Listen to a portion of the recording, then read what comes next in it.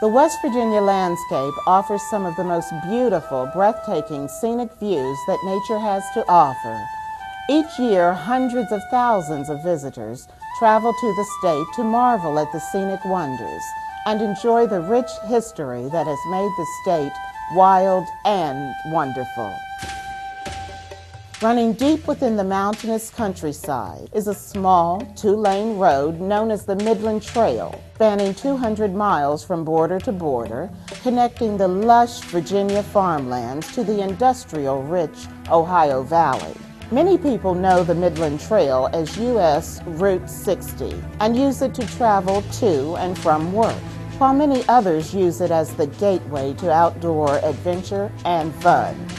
Buried deep along the trail is a vast history that runs back to the time before settlers and pioneers used it to find their new home. Early pioneers used it to move their families westward, and units of both Union and Confederate armies followed the trail to fight during the Civil War. Stories are passed down through generation after generation. Some stories, however, have yet to be told.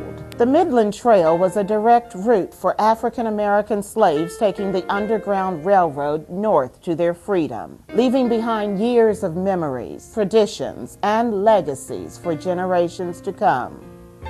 Perhaps one of the most influential and famous African Americans to come off the Midland Trail would be Booker T. Washington. Born in Franklin County, Virginia in 1856, he and his family moved to Tinkerville, now present-day Malden, West Virginia, home of the salt industry. Once there, he and his family attended African Zion Baptist Church, completed in 1866, and the first Negro church building in the Kanawha Valley, and still stands today just off the Midland Trail. He was encouraged to learn how to read by Viola Ruffner, and in 1875 he graduated from Hampton Normal and Agricultural Institute in Virginia. He then returned to Malden as a teacher, educating both black children as well as adults, and became clerk of the African Zion Baptist Church.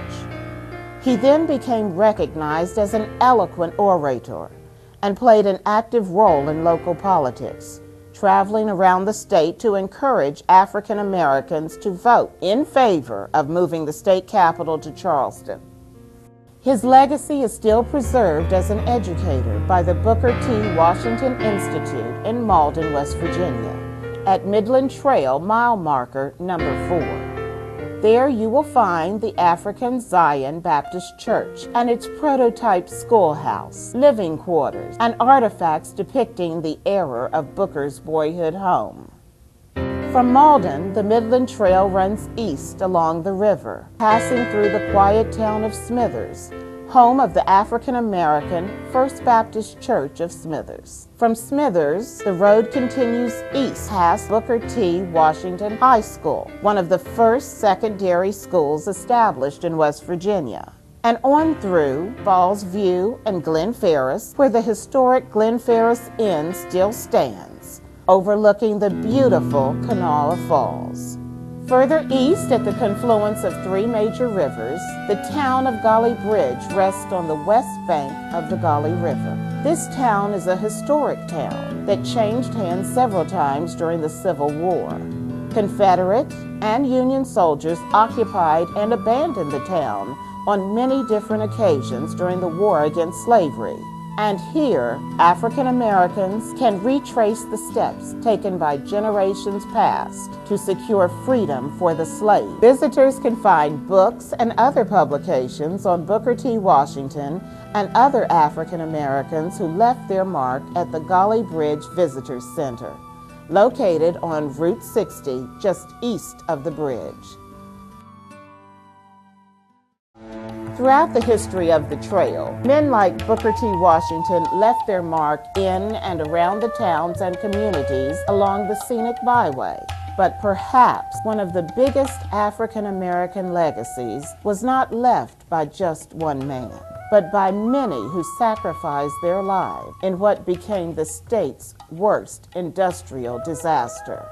5 miles east of Golly Bridge, setting high above the New River, is Hawks Nest State Park and Tourist Center. Every year, thousands of tourists travel to see the breathtaking scenery. Yet many know very little about the history buried deep within the mountain in front of them. In the 1930s, Reinhardt and Dennis Construction Company was hired to dig a tunnel 4 miles long to provide hydroelectric power. The tunnel would begin at Hawks Nest, run through Golly Mountain, and empty out just 1 mile above the historic Civil War town of Golly Bridge.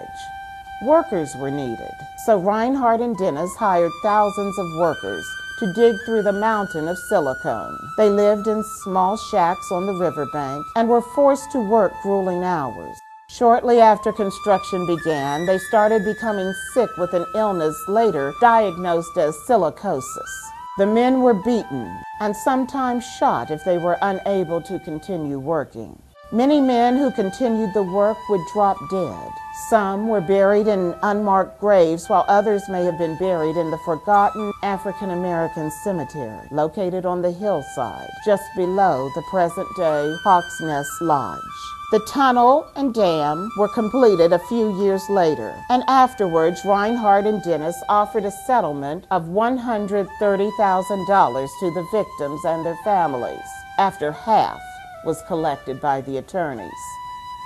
Today, the former construction site lies quietly hidden under the waters of the New River, but the remnants of some of the old homes can still be seen along the banks.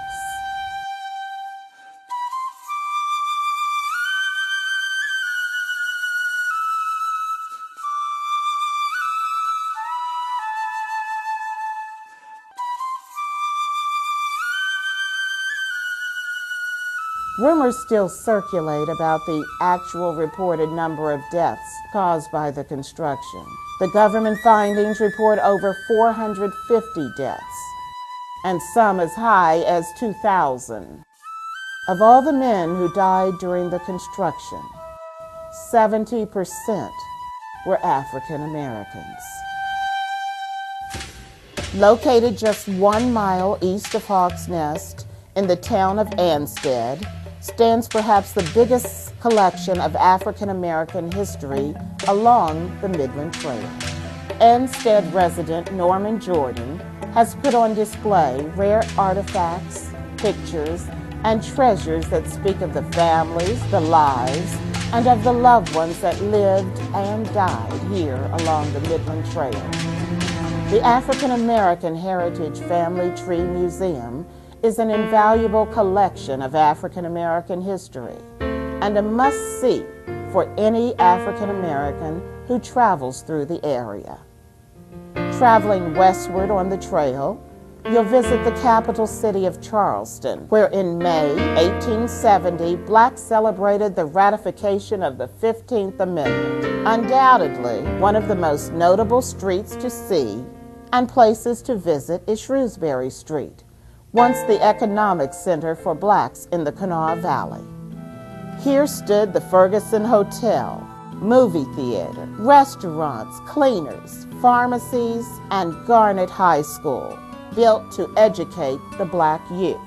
Much of the history from this area can be found in the archives of the First Baptist Church in downtown Charleston.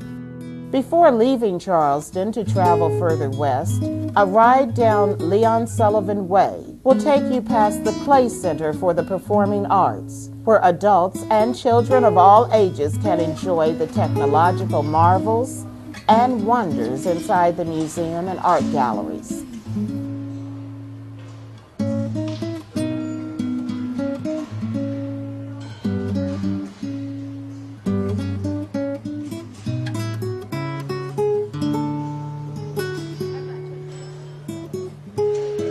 Traveling west from Charleston, stop by and visit the beautiful campus of West Virginia State College, the first higher education institution for blacks in the state of West Virginia.